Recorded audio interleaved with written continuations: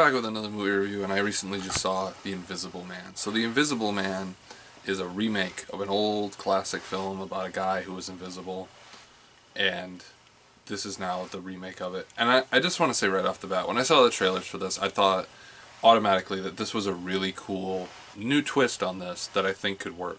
Because I know they were working on the Monsters universe, or the Dark Universe, or whatever you want to call it, and it all kind of fell apart with Tom Cruise's The Mummy, which sucked ass.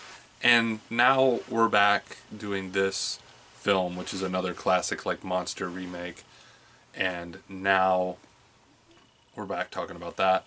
So I think first of all I just want to say the twist in the film is actually probably one of the most genuine twists I've seen in a film for a long while. I think the fact of an abusive relationship using this movie to do its own thing was probably smart, and I like the idea of it.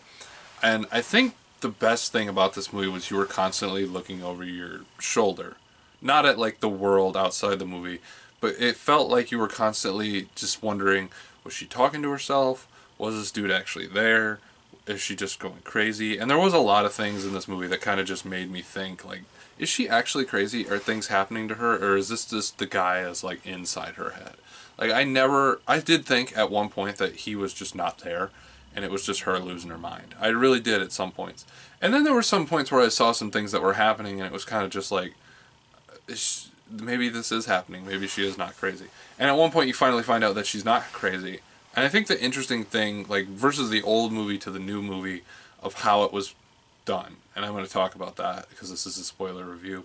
But I think the way that it was done in this film versus like how it was done in the old film is definitely unique, and it's very different, and I like the technological aspect to it.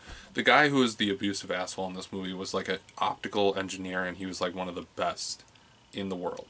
So like, I think in the old movie he drank like a chemical and he turned invisible, if I remember correctly. In this one he builds a suit, which is like an optical lens suit. And the whole thing is optical lenses, and it basically turns him invisible because you're not able to see him. It wasn't until probably the third act where she finally found him and stabbed him and made the suit kind of disrupt that they actually like saw him. And I think it was near like the end of the movie where there was like twists and then more twists, and it was like, I hate when we get to the end of the movie and there's like more than one like big twist. And when it came down to it in the end, I did think that it was a solid thing. I did think it was really cool, and I did like it. I think this woman, who I forget her name, she was in The Kitchen, which is coincidentally the first movie I ever saw with my girlfriend. She was in that, and she was a real badass in that, and she's a real badass in this. Like, you don't really know anyone in this movie, and it's all these like new kind of people that you're kind of getting used to here. And I could see them all pretty much participating. Besides the boyfriend, he didn't really like play a huge part in it. I do see him like doing. Sorry, I'd see them all doing like good work here, because she's just been in two movies, The Kitchen and this, that were just, I was blown away by how good she was. It was really good. I think her name is Elizabeth Moss, I want to say. I'm not sure.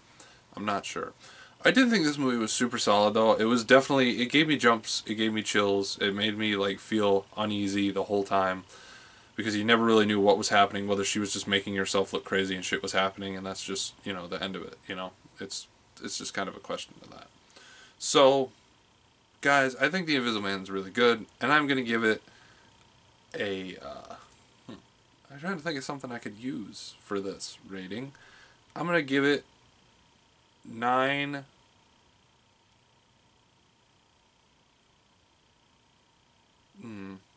Let's just go 9 out of 10. I can't think of anything smart to go with this. This is the first time I haven't been able to do that.